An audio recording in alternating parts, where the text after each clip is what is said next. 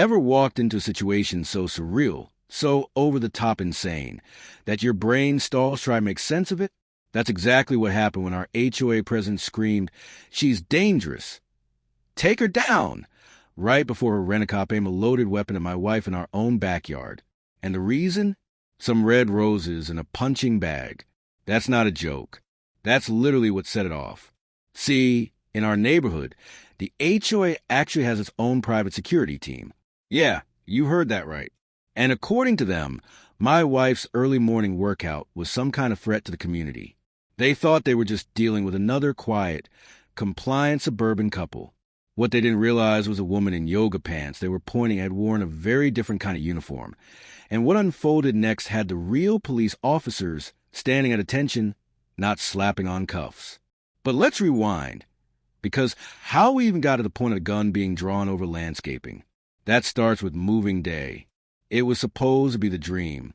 Sun high in the sky, birds chirping, that almost too perfect kind of afternoon that convinces you everything is finally falling into place.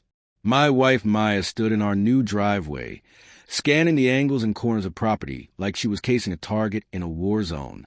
"Good visibility," she murmured, before catching herself and smiling at me. Sorry, old habits. Right then, her encrypted phone buzzed. A voice snapped through the speaker.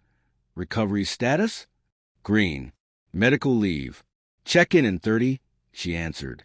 That voice, that calm focus, it gave me chills. Even after 5 years of marriage, that part of Maya still caught me off guard. 6 months earlier, she'd taken shrapnel in the shoulder while saving a diplomat's child in Yemen. The Army put her on medical leave, and we figured this quiet little community might be a good place for her to rest and heal. The second the moving truck disappeared, Maya claimed the garage as her yoga studio. I noticed the heavy bag she hung in one corner, the way she laid out her garden with unnerving precision. "Therapy," she said with a shrug. But I knew better. It was about taming the nightmares, finding peace through order, the constant battle against hypervigilance, ghosts from her years in special ops. The red roses she planted weren't just flowers.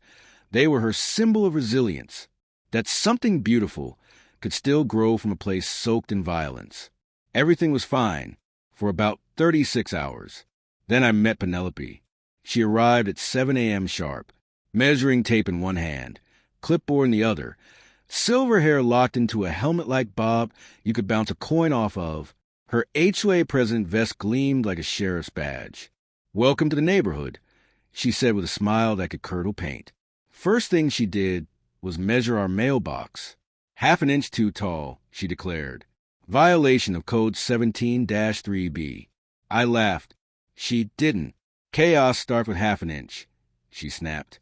"Fix it within 72 hours. Then she began circling our property, snapping pictures from every angle. She paused at Maya's rose garden. "Red number 47, she said. "Not on the approved color list. You'll need to replace with pink 12 or yellow 6. Maya stepped outside in her workout gear, introduced herself politely. Penelope sized her up like a drill sergeant. Saw the scars. Noticed the way Maya moved.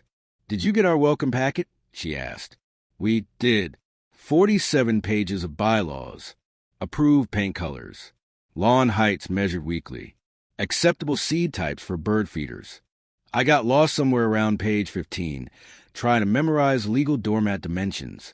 Penelope spent another hour combing over our property, measuring hoses against color swatches.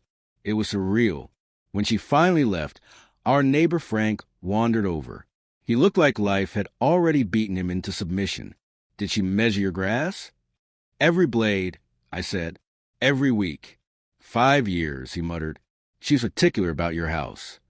I asked why. "Last folks lasted 8 months. Before that, 6. He walked away shaking his head. By day 3, we got our first violation. Excessive noise at 5 a.m. Maya's workout. Quieter than most alarms, but still deemed aggressive. Day 7, $50 fine. Red roses still blooming. Day 10, $100 fine, because one of Maya's yoga students parked in our driveway. The notes got nastier, the tone more threatening. Maya filed them all under a tab labeled Evidence. She brushed it off. "I've dealt with worse in Kandahar," she said, but I saw it weighing on her. This was supposed to be her sanctuary, not another battlefield. Then the new kit, certified mail, final notice. Our property was allegedly in violation of 17 HOA codes.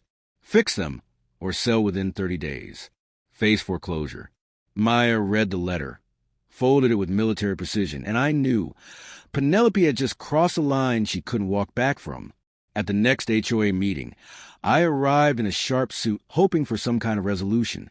Maya refused to change out of her workout gear. "I'm not here to perform for her," she said. The room was tense. Penelope ran the meeting like a dictator at a press conference, backed by a trembling board and Gus, the self-appointed security goon dressed like he just walked off a SWAT team audition. Penelope pulled up a slideshow of our house, list of infractions, photographs, zoomed-in images of Maya mid-workout, taken with a telephoto lens. "Not yoga," she declared. "Aggressive movements. Suspected military drills." She accused Maya of running a business without a license. Maya just stared at her, silent. Still, Richard, the treasurer, hesitated, but was outvoted. $500 fine. 30 days to sell or face legal action. Meeting adjourned. In the parking lot, Richard caught up to us. "You need to know something," he whispered. He showed us archived news clippings. 5 years ago, Penelope lost a bidding war for our house by $$1,000. Ever since, she'd driven out every owner, kept detailed files on each family. "You're number 4, he said, "but you're different. She's afraid of you." Maya studied his notes like they were mission briefs. "She wants a war," she murmured. "She just got one." She mapped Penelope's movements. Morning walks, afternoon patrols, night drives. Then she escalated. Maya moved her workouts outside. Arabic commands. Combat music. Intensity amped to 11. Gus started showing up, hand twitching near his pepper spray. One night, Maya caught Gus installing a cheap listening device on our fence. Instead of removing it, she fed it lies. "My unit wants me back early. Urgent deployment." It sent Penelope spiraling. Within days, she called an emergency HOA meeting. Security concern. Military personnel threatening the neighborhood. Perfect. Saturday night, Maya checked her gear. Double-checked cameras. Walked me through the plan. "When it starts, stay inside. Record everything. Don't intervene." I was shaking. She wasn't. "Bullies don't stop when you retreat," she said. "They just move to the next target." Sunday morning, 5 a.m., Maya in black tactical pants. Boots, tank top, scar exposed. Shadow boxing that looked like war. By 5:15, neighbors were awake. Frank stood on his porch, coffee in hand, watching like it was pay-per-view. That's when Gus stormed in, real handgun on his hip. "Cease activity," he barked. "This is HOA security." Maya stood still. "You're trespassing," she said calmly. "Please leave." He grew louder. "Unstable veteran. PTSD." Maya didn't flinch, but her stance shifted. Then Gus drew the gun. In a flash, 2.7 seconds, Maya shifted, grabbed, swept. Gun gone. Gus face down. Weapon disassembled. Scattered like confetti. She wasn't even winded. "Failed basic, didn't you, Gus?" "Week 3, right?" Gus sobbed.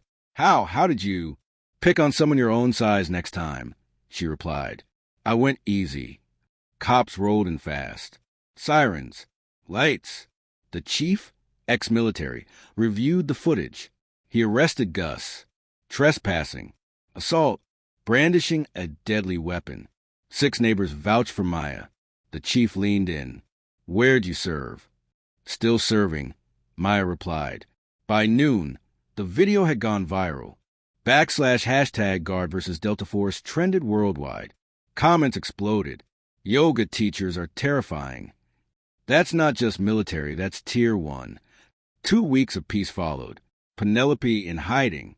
Gus fired. Maya a legend. But vindictive people don't go quietly.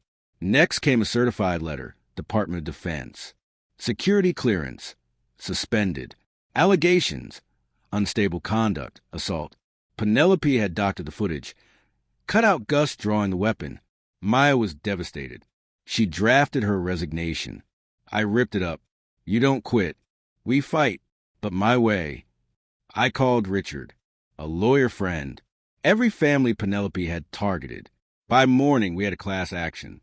5 years of harassment, fraud, federal interference. Maya played it cool. I went to the next HOA meeting alone. Asked for 60 days to pack and leave. Penelope gloated. 3 days later, victory meeting. She had banners. Cake, celebrating her latest win. Then the doors swung open. Every family she'd driven out walked in. Behind them, a lawyer. Then Maya and me. Room froze. This is a private meeting. Penelope shrieked. The lawyer stepped forward. Actually, Mrs. Carson, this is perfect. I represent these 14 families. Class action, harassment, fraud, embezzlement. Testimonies poured in. You stalked us. Filed false reports. Got us fired. Called CPS. Evidence /$47. 000 in misused funds. 16 false complaints. Wire fraud. Then the FBI walked in. Yes, the actual FBI. Mrs. Carson, you're under arrest. False federal reports. Conspiracy. Her shriek probably shook windows across the county. Maya's clearance was restored. DOD sent apologies. Her commander called personally, commended her restraint. HOA dissolved. Richard set up a volunteer watch. Gus, humiliated, asked Maya for fitness tips. She said no. Red roses bloomed everywhere. Illegal. Still, but no one cared. At Penelope's sentencing, she tried to cry her way out. The judge wasn't fooled. 3 years federal. Even as she was let out, she was muttering about the right kind of neighbors. Some obsessions die hard. Others die in federal court. So, yeah, that happened. We sent an HOA president to prison. Took down her fake empire. Maya's back on duty. Can't tell me where. But the roses, they're still blooming. And if this story struck a nerve, made you rethink your HOA horror story, leave a comment. Tell us, was this justice? Or just another war fought in a different uniform? Because some fights start with roses and end with a salute.